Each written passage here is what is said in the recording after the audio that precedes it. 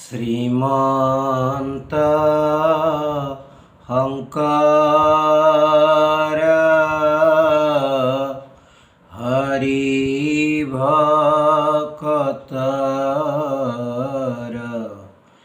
জানা যেন কল্প তৰু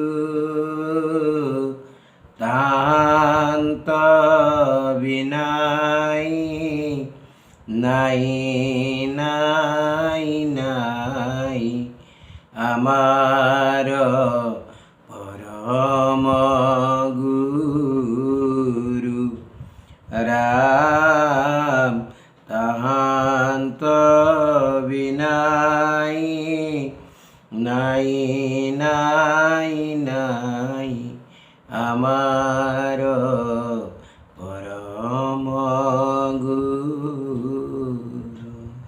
কৃষ্ণ হরি রাম। প্ৰাতঃ ক্ষণত সমস্ত ভকত বান্ধৱৰ শ্ৰীচৰণত আমাৰ সেৱা নিবেদিছোঁ। আজি আমাৰ আলোচনাৰ বিষয়বস্তু হ'ল মহাপুৰুষ গুৰুজনাৰ দিগদৰ্শনে গুৰুতত্ব সম্পৰ্কে কি কয়। মহাপুৰুষেতো নিজে কৈছে, ভকতেহে গুৰু মোৰ জানিবা নিশ্চয়। আৰু ভক্তি ৰত্নাকৰত কৈছে যে যিমান যি ধৰ্ম নাথাকক কিয় এই সংসাৰত, গৃহাশ্ৰম, ব্ৰহ্মচাৰী, বানপ্ৰস্থী, যিয়ে ধৰ্ম নহওক কিয়, ইহব ধৰ্মত তুষ্ট নুহিক হিমত। কিহত মই তুষ্ট হওঁ? ভগৱানে কৈ আছে যেন তুষ্ট হওঁ মই গুৰু ভজনত। গুৰু ভজনত ভগৱন্ত যিমান তুষ্ট হয় সিমান তুষ্ট তেওঁ আন সমস্ত ধৰ্মত নহয়। আৰু সেইকাৰণে গুৰু সেৱা কৰি মাধৱদেৱ মহাপুৰুষে যি ভকতিৰ সেৱাৰক ভকতি অমিয়া যি আনন্দ সিন্ধুত মজিছিল বা ৰস আস্বাদন কৰিছিল, সেই ৰস কেৱল গুৰু সেৱাৰ যোগেদি প্ৰাপ্তি হয়। গুৰু সম্বন্ধে গুৰু মানে হ'ল যিয়ে অন্ধকাৰ আঁতৰ কৰে, অন্ধকাৰ আঁতৰ কৰোঁতা, যাৰ উপদেশত আচলতে মানুহৰ শৰীৰ আৰু মনৰ অবিদ্যা অজ্ঞানতা এইবিলাক নাশ হৈ নিৰ্মল হয়। আৰু অজ্ঞানতাৰ দ্বাৰা প্ৰকাশিত আচলতে যি অজ্ঞানতাৰ দ্বাৰা যিসকল প্ৰকাশিত হৈ আছে সেইসকলৰ আত্মজ্ঞান প্ৰাপ্তি হয়। এতিয়া সূৰ্য যেনেকৈ নিশাত অন্ধকাৰ থাকে আৰু সূৰ্য উদয় হোৱাৰ লগে লগে গোটেই জগত উজ্বলি উঠে, ঠিক তেনেকৈ গুৰুৱে জীৱৰ হৃদয়ৰ পৰা অন্ধকাৰ নাশ কৰি তেওঁৰ হৃদয় প্ৰকাশিত কৰিব পাৰে। এইটো হৈছে সেইকাৰণে কৈছে যে গুৰুৰ অপৰ কোন বন্ধু আছে আৰ গুৰুৰ অপৰ কোন বন্ধু আছে আৰ জাত তত্ত্ব জ্ঞান পাই তৰ সংসাৰ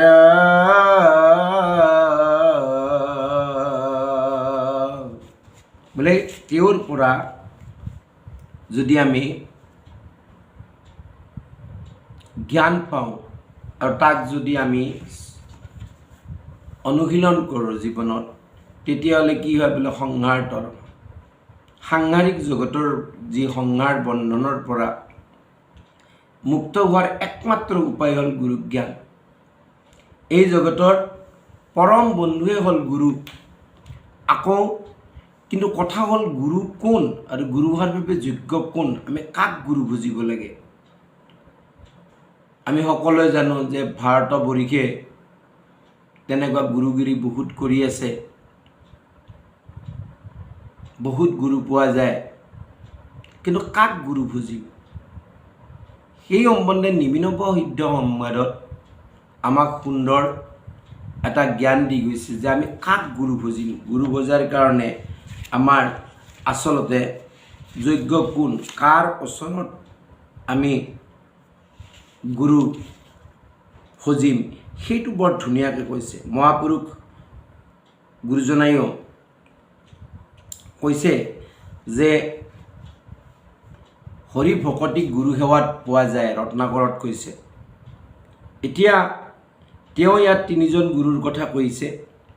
আদ্য গুৰু পিতৃ মাতৃ বুলি কৈছে, আৰু দ্বিতীয় গুৰু কৈছে যিজন দ্বিজোত্তম, যিয়ে কি কৰে বেদজ্ঞ পৰম হ'ব, যজ্ঞসূত্ৰ তেওঁ প্ৰদান কৰে, অৰ্থাৎ যজ্ঞোপবীত অনুষ্ঠান বা উপনয়ন সংস্কাৰ এইখিনি কৰি তেওঁৰ দেহটো শুদ্ধ কৰে, তেওঁৰ মনটো ঈশ্বৰত লগোৱাৰ কাৰণে, ব্ৰহ্মত লগোৱাৰ কাৰণে চেষ্টা কৰে।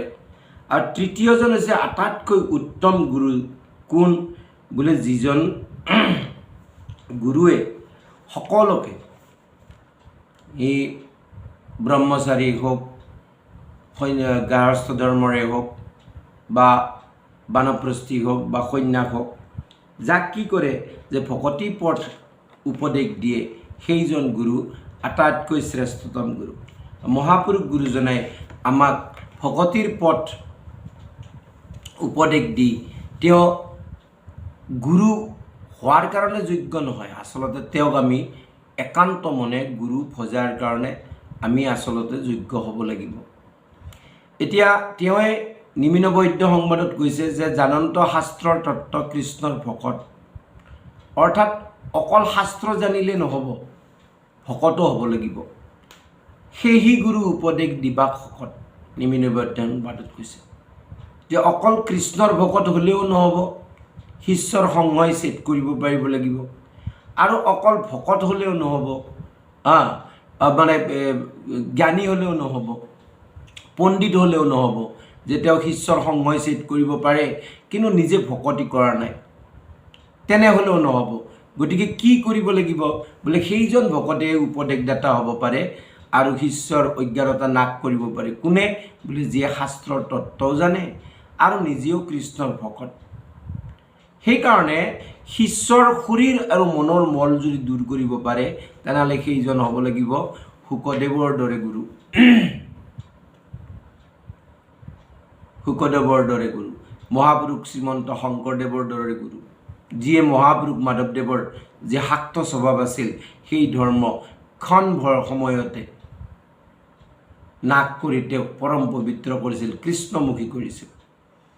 সেইকাৰণে আত্মজ্ঞান হৈছে অপৰোক্ষ জ্ঞান।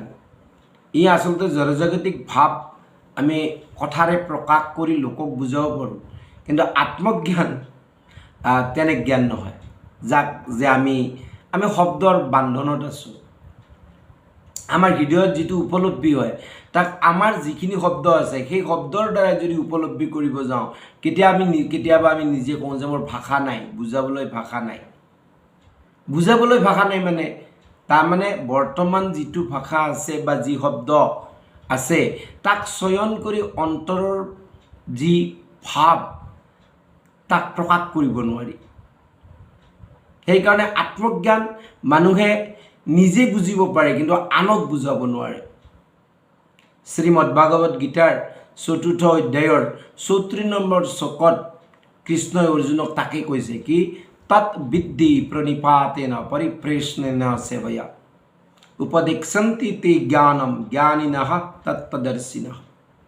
হে অৰ্জুন, জ্ঞানী আৰু তত্ত্বদৰ্শীসকলৰ চৰণত দণ্ডৱত হৈ প্ৰণাম কৰি নানা প্ৰশ্নৰ দ্বাৰাই আৰু গুৰু সেৱাৰ দ্বাৰাই এই তত্ত্বজ্ঞান লাভ কৰা যায়। প্ৰশ্ন পৰিপ্ৰশ্নেন, পৰীক্ষিতে যদি প্ৰশ্ন নকৰিলেহেঁতেন আমাৰ মাজলৈ আজি ভাগৱত নাহিলেহেঁতেন, অৰ্জুনে যদি প্ৰশ্ন নকৰিলেহেঁতেন তেনেহ'লে আমাৰ মাজলৈ গীতা নাহিলেহেঁতেন। প্ৰশ্ন পৰিপ্ৰশ্নৰ জৰিয়তেহে গুৰু জ্ঞান প্ৰাপ্তি কৰিব পাৰি, আৰু সেই জ্ঞানৰ দ্বাৰাইহে কি হ'ব পাৰে বোলে মানুহৰ অজ্ঞান অন্ধকাৰ নাশ হ'ব পাৰে। আৰু সেইকাৰণে ভক্তি ৰত্নাকৰটো মহাপুৰুষ গুৰুজনাই সুন্দৰকৈ কৈছে বেদৰ ৰহস্য তত্ত্ব সকলে জানন্ত কৃষ্ণ ভকতি বলে সাক্ষাৎ কৰন্ত এহেন্তে উত্তম গুৰু কহিল হম প্ৰতি ইঘাৰে উপদেশে শুদ্ধ হৱে মতি কৃষ্ণত ভকতি হৈ সংহাৰক্তৰে নাই নাই সংহাৰত গুৰু আতপৰে। আৰু সেইকাৰণে মাধৱদেৱ মহাপুৰুষে গুৰু ভতিমাত কৈছে যে বিনা গুৰু চৰণে ভকতি ৰকতি মুকুতি কবও না হয়। কেতিয়াও নহয়। আৰু সেই গুৰুজনাই গুৰু আৰু দেৱক কেতিয়াবা পৃথক কৰি কৰিছে আৰু কেতিয়াবা একেলগে বন্দনা কৰিছে মহাপুৰুষ শ্ৰীমন্ত শংকৰদেৱ গুৰুজনাই।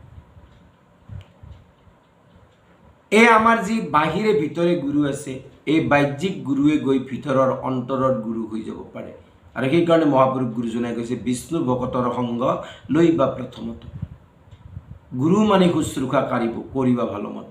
সেই বিষ্ণু ভকতজনে আমাৰ বাহ্যিক গুৰুৰ পৰা গৈ গৈ অন্তৰৰ হৃদয়ৰ গুৰু তুমি হি পৰম গুৰু নাৰায়ণ তোৱা পাউকৰ হ'ব। গতিকে সেই গুৰু হৈ যাব পাৰে।